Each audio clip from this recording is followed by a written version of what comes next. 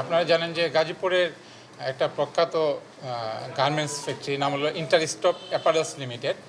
এর প্রায় 5টা ইউনিট আছে এবং প্রায় 20,000 কর্মচারী এখানে চাকরি করে। এদেরই একটা ফ্যাক্টরি যেটা গাজীপুরের কালিয়াকৈরে অবস্থিত, কালিয়াকৈর থানাধীন অবস্থিত।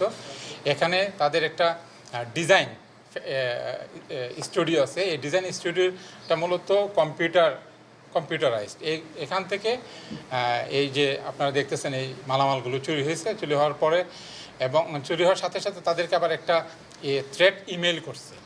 এখন যেহেতু বিষয়টা টেকনিক্যাল, সে কারণে তারা আমাদের সাথে যোগাযোগ করছে, গাজীপুর সিআইডির সাথে যোগাযোগ করার পর আমরা আপনার ছায়া তদন্ত শুরু করি। ছায়া তদন্তের এক পর্যায়ে আমরা আইডেন্টিফাই করতে পারি যে এদেরই একজন কর্মচারী এই আপনার এই ক্রাইমটার সাথে জড়িত, এবং তাদের লোক নিয়ে আমরা ওই কর্মচারীর বাসায় অভিযান চালিয়ে আপনারা দেখতে পাচ্ছেন যে প্রায় 5.5 লাখ টাকার মালামাল উদ্ধার করি এবং গুরুত্বপূর্ণ অনেক এখানে ডিভাইস আছে যেগুলো আমরা উদ্ধার করি। এবং তদন্তের এক পর্যায়ে দেখি যে তার কাছে 6টা ক্রেডিট কার্ড আছে, এবং জিজ্ঞাসাবাদে আমরা আরও ইনভেস্টিগেশন করে দেখলাম যে সে মূলত এই ক্রেডিট কার্ড জালিয়াতির সাথে জড়িত। ডেবিট কার্ড, ক্রেডিট কার্ড এবং নগদ, তারপরে বিকাশ যে হ্যাক হয়, বিভিন্ন আপনার ফেক ওটিপি দিয়ে টাকা নিয়ে যায় মানুষের কাছ থেকে, এই ধরনের ক্রাইমের সাথেও সে জড়িত।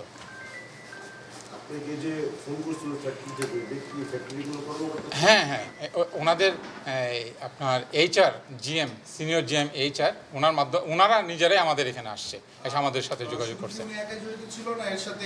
হ্যাঁ, এটা আমরা ইনভেস্টিগেশন করতেছি যে আসলে আর কে জড়িত। আমরা যেহেতু মানে সে একজন বলা যায় যে একটা মানে এক্সপার্ট হ্যাকার, এবং এই বিষয়টাও আমরা গুরুত্ব সহকারে মানে তদন্ত নিয়ে আসতেছি, এবং আশা করছি যে যদি আরও কেউ জড়িত থাকে তাহলে আমরা ইমিডিয়েট তাদেরকে অ্যারেস্ট করতে পারবো। 5.5 লক্ষ টাকার মালামাল সম্পূর্ণ উদ্ধার হয়েছে না কিছু বিক্রি করা হয়েছে? তার বাসায় অভিযান চালানোর পরে ওই ফ্যাক্টরির যে মালামাল, এই মালামালের বাইরে আরও কিছু মালামাল আমরা পাইছি, হয়তো সে অন্যান্য জায়গা থেকে ওইগুলো নিয়ে আসতে পারে। এর মধ্যে আপনারা দেখতে পাচ্ছেন যে ডেস্কটপ, ল্যাপটপ, তারপরে এসএসডি, এবং সে এই যে মালামালগুলো, এগুলোর মধ্যে থেকে কিছু কিছু মালামাল সে ফেসবুকের মার্কেট প্লেসে দিয়ে বিক্রি করে। এর মধ্যে এদের 2টা এসএসডি বিক্রি করছে প্রায় 38,000 টাকায় সে এটা বিক্রি করছে। এই 38,000 টাকা থেকে 22,000 টাকা আমরা উদ্ধার করতে সমর্থ হয়েছে।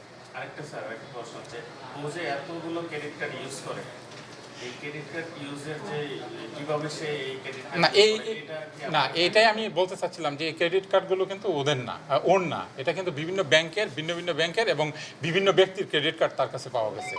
কিভাবে কালেক্ট করে এটা আমরা আন্ডার ইনভেস্টিগেশন আমরা তদন্ত করতেছি আর কি। ওদের সামনে না, আমরা তো প্রাথমিক তদন্ত করছি, মাত্র তো সে ধরা পড়ছে, আমরা তার রিমান্ডে নিয়ে আসবো। আসার পরে বাকি তথ্য এবং তার সাথে আরও কেউ জড়িত আছে কিনা এটা আমরা দেখবো আর কি।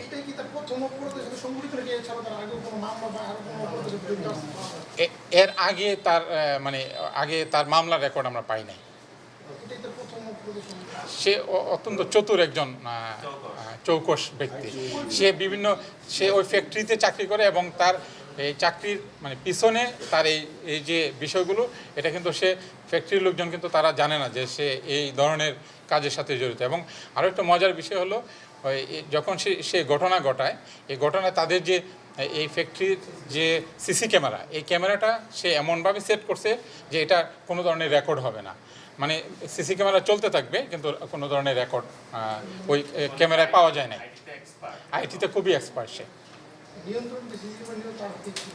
সিসি ক্যামেরার নিয়ন্ত্রণ তার হাতে ছিল না, সে মোটামুটি মানে সিসি ক্যামেরার যে অফিস যেখান থেকে নিয়ন্ত্রণ করতো, এখানে 2-1 জনের সাথে তার যোগাযোগ ছিল, এবং সে এখানে আসা যাওয়া করত। সে মূলত সহকারী ম্যানেজার হিসেবে দায়িত্ব পালন করছে। সিসিটিভি সহকারী ম্যানেজার, সিসিটিভি হিসেবে দায়িত্ব পালন করছে।